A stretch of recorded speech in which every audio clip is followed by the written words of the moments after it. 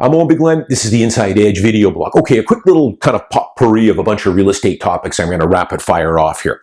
Continue to always see in the message boards and the news, Vancouver Sun Online here and in Twitter, a lot of these perma bears. There's a couple of websites based in Toronto. They're always negative on real estate. Everything's going to crash. They've been saying that for 10 years now. Meanwhile, if you would have just bought a home and called it a day 10 years ago, you'll be far better off, even if the market does take a 15% correction here. But hey, that's no, nuts. Anyways, they continue to throw out, you got to be careful. I've often said, take everything with a grain of salt. The only place to get the real statistics on the Vancouver real estate market is from the Greater Vancouver Real Estate Board. Real Estate Board of Greater Vancouver. They put out a really nice stats package once a month. They run the MLS. They're the source for these stats. So that's the best place to get your statistics. As I often say, anything else you see, a lot of times it's been massaged or it's just a blatant lie. Now, I see some numbers, some stuff out here in the media here talking about, hey, the day of reckoning is coming. We're getting more interest rate hikes, which we are. We're going to get another 50 basis point one here coming up. Listen, keep in mind, we're still well below what our 10 or 15 year average is for interest rates. Even if we get up to 5.5, 6%, for an old guy like me, that's still a pretty favorable interest rate. Are there people that have gone to second and third tier lenders and are paying idiotic interest rates and are probably going to get into trouble? Absolutely. There's always going to be those people out there. But the majority of people have got their mortgages through TD and Royal Bank and Scotiabank or a credit union, and they've been stress tested. They've been stress tested at a rate much higher than what we're currently at. So here's the numbers right here. What are the defaults for British Columbia? So this is as of July 1st, 2022. Record low mortgages in arrears. Record low. Even after we've had 3 interest rate hikes here and another one coming. I would expect this. People have been, what was the purpose of the stress test? That's what this was for, to insulate people from these increases, which I've been saying on my blog here for years are coming. Enjoy those low interest rates, but it's only got one way to go from here.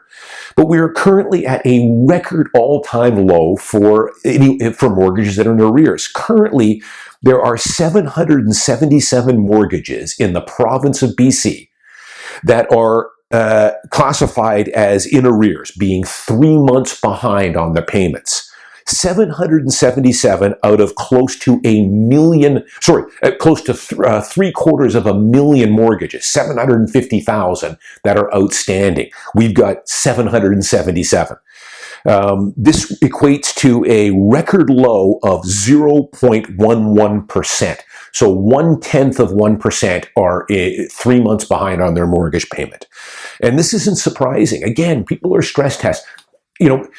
I've blogged about this many times in BC here, and this was something that little Evan Siddall there just didn't understand when he was CMHC head there. He seemed to think that everybody in Vancouver was using high ratio financing, putting 5% down or 10% down, and it's not. They're not. We are pretty much exclusively, especially in downtown Vancouver, East Side, West Side, Richmond, Burnaby, Lower Mainland, using conventional mortgages here, 20, 25, 30% down. And they should. Using a conventional mortgage, you don't have to get that default insurance, which makes little Evan, how Evan makes his money, getting you the default coverage. So, the other thing I've often pointed out here, up until recent, and maybe this stat has changed, but for many, many years, BC had the highest percentage of clear title ownership. That means people that own a home that do not have a mortgage. I've told you guys, every year I sell at least 10 homes, at least 10, 12 homes more, where my seller owns the home clear title. Sometimes they bought it 20, 25, 30 years ago. Sometimes they've only owned the home 10 years and it paid off that mortgage in full. There's no charge. There's no mortgage charge on title. So,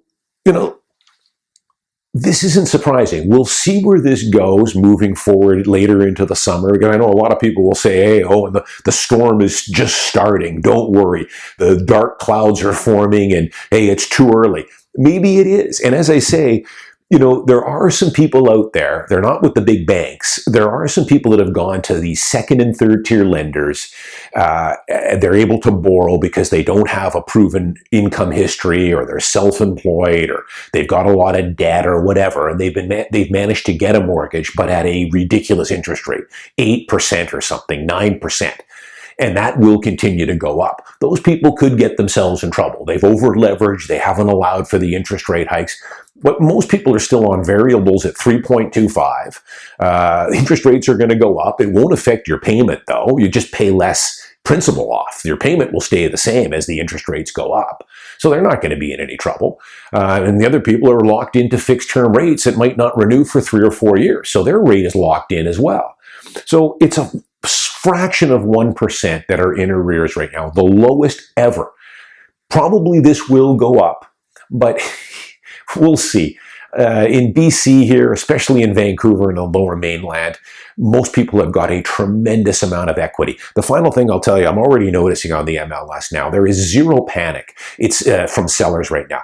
First off, the condo market, the townhouse market, the duplex market is still in a seller's market. The only thing now that's drifted into balanced is the higher end detached market, $3 million and up. I'm not seeing any panic, at least not yet, and if we do, I'll let you guys know from sellers. What I am seeing, though, is if sellers don't get their price, and I've seen this so many times over the last 15 or 20 years, because markets have been through lots of ups and downs, it's normal.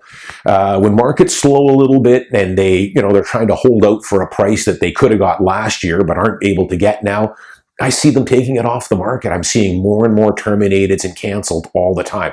And we'll see a lot of those coming up here later this month in the summer. They'll just take it off for the summer, relist it in September or October perhaps, or not relist it at all.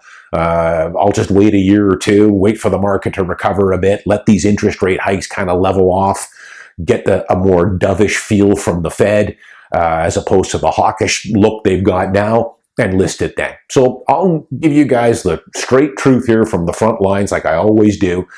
I don't sugarcoat anything.